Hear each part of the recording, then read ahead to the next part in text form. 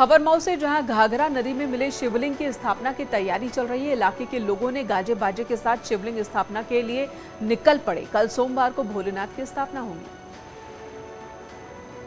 मऊ में घाघरा नदी में मिले 20 किलो के चांदी के शिवलिंग की अब स्थापना होने जा रही है। दोहरी घाट के लोगों ने भगवान शिव की स्थापना के लिए ढोल नगाड़ों के साथ कस्बे में भ्रमण किया। शिवलिंग को सिर पर रखकर लोगों ने पूरे कस्बे में घुमाया। अब नदी में मिले शिवलिंग की सोमवार को विधि विधान के साथ स्थापना की जाएगी। शिवलिंग को देखने के लिए हजारों की तादाद में लोग सड़क पर दिखे।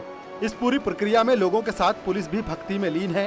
तस्वीरों में आप देख सकते हैं कि लोग शिवलिंग को पाकर भक्ति भाव से सड़कों पर भजन कीर्तन कर रहे हैं। दरअसल मऊ के दोहरी घाट इलाके में घाघरा नदी में 20 किलो चांदी का शिवलिंग मिला था, जिसके बाद पुलिस ने इस शिवलिंग को अपनी कस्टडी में ले लिया था। आम लोगों की पहल पर इस शिवलिंग को माल खाने से निकालकर मंदिर में स्थापित किया जा रहा है। और बारिश के दिनों में ग्रामीण इलाकों में सांप का बाहर निकलना आम बात है। हम आपको महोबा की एक तस्वीर दिखाते हैं, जहां पर सांप और कुत्ते के बीच संघर्ष हो गया। महोबा में श्रीनगर के केमाहा गांव में सांप और कुत्ते की लड़ाई का वीडियो जमकर वायरल हो रहा है। तस्वीरें देखिए, दोनों एक दूसरे से कम नहीं हैं। कुत्ते के हर एक मोमेंट को सांप गौर से देख रहा है। सांप अपनी जगह तैनात है और कुत्ता अपनी पोजीशन चेंज कर रहा है। वो बार बार सांप पर अटैक करने की कोशिश कर रहा है, लेकिन सांप पीछे हटने को तैयार नहीं। सांप भी बीच बीच में कुत्ते पर अटैक करता है, लेकिन कुत्ता वहां से हटने को तैयार नहीं। इन दोनों के बीच वर्चस्व की लड़ाई लंबे वक्त तक चलती रही। आसपास के लोगों ने इस लड़ाई का वीडियो बना लिया और सोशल मीडिया पर वायरल कर दिया, जिसके बाद से ही ये वीडियो स्थानीय लोगों में चर्चा का विषय बना हुआ है। उधर बागपत में एसपी आवास में एक सांप को पकड़ा गया। फिलहाल सांप को रेस्क्यू कर जंगल छोड़ दिया गया है, लेकिन कैंपस के अंदर सांप को देख आसपास के लोगों में दहशत है। बागपत में एसपी आवास परिसर में निकले सांप को रेस्क्यू करने का लाइव वीडियो सामने आया है। इस लंबे सांप को देखकर एसपी आवास में तैनात सिपाहियों में दहशत का माहौल है। हालांकि इस युवक ने जिस सांप को पकड़ रखा है, ये जहरीला नहीं होता। इसे लोकल भाषा में घोड़ा पछाड़ कहते हैं। फिलहाल कई फीट लंबे सांप को रेस्क्यू कर जंगल में छोड़ दिया गया है। रेस्क्यू करते वक्त युवक ने पूरे रेस्क्यू ऑपरेशन का वीडियो बनाया। दरअसल 2 दिन पहले एसपी आवास परिसर में सांप निकल आया। ड्यूटी पर तैनात सिपाहियों ने इसकी सूचना रेस्क्यू करने वाले युवक को दी, जिसके बाद इसे पकड़कर जंगल में छोड़ दिया गया। स्नेक पकड़ के लाया हूँ।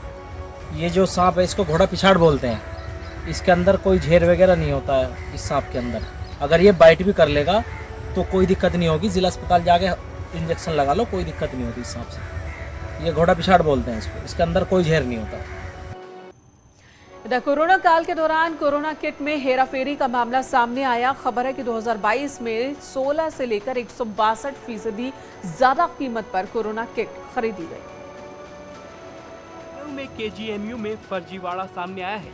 कोरोना काल के दौरान ज्यादा कीमत पर कोरोना किट समेत कई उपकरण खरीदने का ये मामला है। ये खुलासा लेखा परीक्षक के ऑडिट में हुआ है। अब शासन ने सख्ती दिखाते हुए केजीएमयू से इस आरोप पर जवाब मांगा है। दरअसल ऑडिट में खुलासा हुआ है कि कोरोना काल के दौरान 16 से 162% तक ज्यादा कीमत पर कोरोना किट समेत कई उपकरण खरीदे गए। कोरोना काल 2020 के दौरान corona kit, plastic ware, reagent की सप्लाई करने वाली कंपनी को 16 से 162% तक महंगी खरीद का भुगतान कर दिया गया। केजीएमयू में कोरोना काल में एक बड़ा फर्जीवाड़ा सामने आया है। दरअसल कोरोना काल में केजीएमयू के अफसरों की मिली भगत से उपकरण खरीद की गई। उस उपकरण खरीद में केजीएमयू की किट समेत तमाम अन्य उपकरण थे। वह उपकरण 162% से ज्यादा कीमत पर खरीद लिए गए। इस पूरे मामले की जब ऑडिट हुई तब यह चौंकाने वाला खुलासा हुआ। इस खुलासे के बाद में शासन ने अब जांच के आदेश दिए हैं। तमाम केजीएमयू के जो अफसर हैं उनकी गर्दनें फंसनी तय मानी जा रही हैं। इधर यूपी में लेखपाल परीक्षा में नकल कराने के आरोप में कई मुन्ना भाइयों को गिरफ्तार किया गया। यूपी के कई शहरों से एसटीएफ ने कार्रवाई की और गिरफ्तारी की है। यूपी में लेखपाल परीक्षा में नकल का मामला सामने आया है। एसटीएफ ने पूरे प्रदेश में 27 आरोपियों को गिरफ्तार किया है। प्रयागराज, कानपुर, मुरादाबाद, बरेली, वाराणसी और गोंडा से गिरफ्तारी हुई है। प्रयागराज से कई नकलची पकड़े गए हैं। बरेली से एसटीएफ ने सॉल्वर को गिरफ्तार किया। ये सॉल्वर रामपुर के अभ्यर्थी की जगह परीक्षा दे रहा था। वहीं कुछ अभ्यर्थियों के पास से आंसर शीट की कटिंग मिली है। कानपुर में एसटीएफ ने एक नकलची को गिरफ्तार किया है। वहीं वाराणसी से 4 मुन्ना भाई पकड़े गए हैं। अभ्यर्थियों को अनुचित नकल कराने का प्रयास करेंगे। इस प्रकार के गैंग्स की गिरफ्तारी हुई है। कुल 21 व्यक्ति पूरे उत्तर प्रदेश में विभिन्न स्थानों से गिरफ्तार हुए हैं। इसमें नरेंद्र कुमार पटेल का गैंग जो कई लोगों को ब्लूटूथ डिवाइस के माध्यम से नकल कराने का प्रयास कर रहा था। अम्बेडकर नगर जिला अस्पताल शराबियों का अड्डा बन गया है। अस्पताल की रसोई में अक्सर ही शराब की बोतलें देखने को मिल जाती हैं। न्यूज 18 पर खबर दिखाए जाने के बाद प्रशासन ने अब जांच के आदेश दिए हैं। अम्बेडकर नगर में जिला अस्पताल की रसोई अय्याशी का अड्डा बन चुकी है। किचन के अंदर शराब की बोतलें और कई आपत्तिजनक सामान मिले हैं। ये वीडियो मरीजों के लिए खाना तैयार करने वाली जगह का है। इसको लेकर रसोइये ने सीएमएस से कई बार शिकायत भी की, लेकिन अब मामला डिप्टी सीएम तक पहुंचा है तो जांच के लिए 4 सदस्यों की टीम बना दी गई है, जो 7 दिन में अपनी रिपोर्ट सौंपेगी और जांच के बाद दोषियों पर कार्रवाई की बात भी कही जा रही है। पास संज्ञान में आई है, लेकिन बीच बीच में वहाँ पे चेक करता हूँ, सामान में कोई कंप्रोमाइज में नहीं करता। लेकिन अगर इस तरह का अगर बयान दी है तो मैं उसको चेक करा करके कमेटी गठन करके उसको पूरा उस पर उचित कार्रवाई करूंगा, कड़ा से स्टेप लूंगा। और जो वीडियो वायरल हुआ है उसके ऊपर भी मैं कार्रवाई करूंगा। इंक्वायरी मेरे संज्ञान में आ गई है, मैं उस पर इंक्वायरी कराऊंगा। और अब खबर हापुड़ से, जहां धौलाना थाना पुलिस की गांजा तस्करों के साथ एनकाउंटर हो जाता है और मुठभेड़ में गोली लगने से एक तस्कर घायल हो गया, जिसे इलाज के लिए अस्पताल में भर्ती कराया गया। बताया जा रहा है कि चेकिंग के दौरान पुलिस ने गांजा तस्करों को रुकने का इशारा किया तो उन्होंने भागने की कोशिश की। इसी दौरान पुलिस पर फायरिंग भी की, जिसके बाद पुलिस ने भी जवाबी कार्रवाई की और इस दौरान एक तस्कर के पैर में गोली लगी। पुलिस को गांजा तस्करों के पास से एक बाइक, 3 किलो गांजा, तमंचा और कारतूस बरामद हुआ है। अभियुक्त खालिद के विरुद्ध नोएडा, गाजियाबाद, मेरठ, हापुड़ पूरे एनसीआर में लगभग 19-20 मुकदमे पंजीकृत हैं। अभियुक्त के कब्जे से एक मोटरसाइकिल, 3 किलो गांजा, एक तमंचा, कारतूस, खोखा कारतूस बरामद हुआ है। इसका साथी भूरे भी शातिर अपराधी है। इधर उत्तराखंड अधीनस्थ चयन सेवा आयोग पेपर लीक मामले में एसटीएफ की बड़ी कार्रवाई अब भी जारी है। एसटीएफ ने इस मामले में 2 लोगों के साथ करीब 36 लाख रुपए बरामद किए, जिनमें से एक उत्तराखंड पुलिस का जवान है। और इस पूरे मामले में अभी तक एसटीएफ ने 11 लोगों की गिरफ्तारी के साथ ही करीब 1 करोड़ 20 लाख रुपए बरामद किए हैं। एसटीएफ अभी भी इस मामले की छानबीन में जुटी है।